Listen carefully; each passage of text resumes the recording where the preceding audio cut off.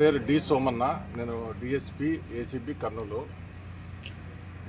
ఇతను ఈశ్వరయ్య అనే వ్యక్తి దూపాడి బంగ్లా గ్రామస్తులను. అతని అమ్మ పేరు మీద వాళ్ళ అమ్మ పేరు మీద ఇతను వాళ్ళ అమ్మ పేరు వచ్చి శంకరమ్మ. వాళ్ళ అమ్మ పేరు మీద 80 బన్నూరు విలేజ్ ఉంది కదా, దూపాడు బంగ్లా మండలము 80 బన్నూరు విలేజ్లో 1 ఎకరా పొలం ఉంది.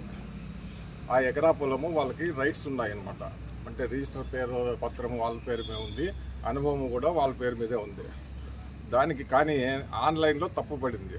ఏమని లింగన్న అనే పేరు మీద పడింది ఆన్లైన్లో.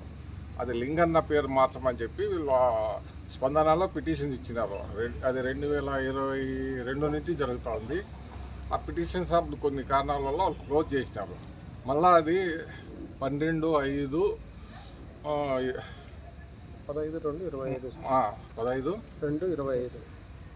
ఫిబ్రవరి నెలలో, ఈ సంవత్సరంలో ఫిబ్రవరి నెలలో మళ్ళీ రీఓపెన్ చేసుకున్నాడు. ఆయన ఆన్లైన్ ద్వారా రీఓపెన్ చేసుకొని ఏం చెప్పినాడు, మా భూమిని సర్వే చేసి ఆ తర్వాత పరిశీలించి ఎగ్జామ్ చేసి దాన్ని దర్యాప్తు చేసి ఆన్లైన్లో ఉన్న పేరుని లింగన్న పేరు తీసేసి వాళ్ళ అమ్మ పేరు శంకరమ్మ పేరు మీద ఉంది కదా, ఆ శంకరమ్మ పేరు బదులు ఈయన పేరు, ఆయన చనిపోయింది శంకరమ్మ, ఈయన పేరు ఎక్కించమని చెప్పి అప్లికేషన్ పెట్టుకున్నాడు అనమాట. అప్లికేషన్ పెట్టుకుంటే దాన్ని రీఓపెన్ అయింది.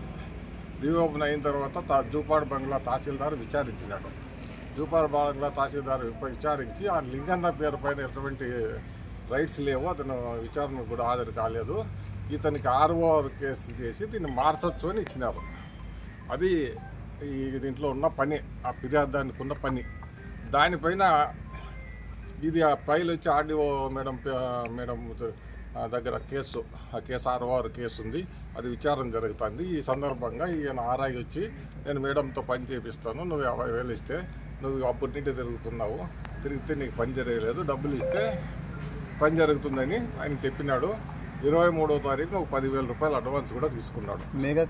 మళ్ళా ఈరోజు 40,000 రూపాయలు ఇస్తూ మాకు రెడ్ హ్యాండెడ్గా దొరికినాడు. దానిపైన మాకు అతను 29వ తారీఖునే కంప్లైంట్ ఇచ్చినాడు.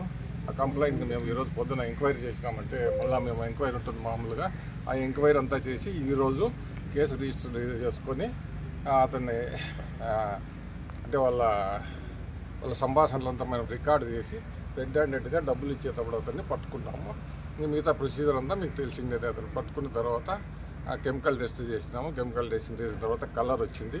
కలర్ వచ్చిన తర్వాత ఇంకంతా మేము దర్యాప్తు అంతా చేస్తున్నాము. అది ఇప్పటి వరకు ఎవరి ప్రయోజనం లేదు, అతని ప్రయోజనం ఉండదు. ఇప్పటి వరకు ఎవిడెన్స్ ఉంది, మనం ఏది ఇండిపెండెంట్ ఎవిడెన్స్ తీసుకుంటాము. ముద్దాయి చెప్పచ్చు, కానీ మనకి ఇండిపెండెన్స్ ఎవిడెన్స్ కావాలి కదా. మేము రికార్డు చేపిస్తాము. మా దగ్గరికి వచ్చిన తర్వాత పోయి అట్లా ఎవిడెన్స్ ఏమన్నా ఉందా లేదా అని రికార్డు చేపిస్తాము. అట్లా ఏం చెప్పలేదు, డబ్బులు తీసుకురామని చెప్పి ఎప్పుడు చెప్పలేదు ఏ రికార్డులో. మా దగ్గర లేదు, అట్లా మా దగ్గర సాక్ష్యం లేదు, అడిగిందో లేదో మాకు తెలియదు. నా దగ్గర పెండింగ్ ఉంది, ఫైల్ అంతా ఇచ్చింది, అదంతా పరిశీలించిన తర్వాత ఇవన్నీ చెప్తున్నాం. ఈమె దగ్గర ఇప్పుడు ఓపెన్ అయింది, అంతకుముందు కారణాలు ఏమో అంత చూడలే నేను, ఇంకా చూస్తున్నాము. మీరు మనీ డిమాండ్ తోటి జరుగుతున్నది కూడా ఆరోపణలు ఉన్నాయి. ఉండొచ్చు, కానీ మాకు ఏదైనా కూడా ఎవిడెన్స్ కావాలి. ఆరోపణలు ఉండొచ్చు. మేము కోర్టులో ఏదైనా ఎవరి మీద యాక్షన్ తీసుకోవాలంటే సాక్ష్యాధారాల ఆధారంగానే తీసుకుంటాము. అది ఇన్వెస్టిగేషన్ జరుగుతుంది. ఒకవేళ మీరు చెప్పిన ఆధారాలు దొరికితే యాక్షన్ తీసుకుంటాం.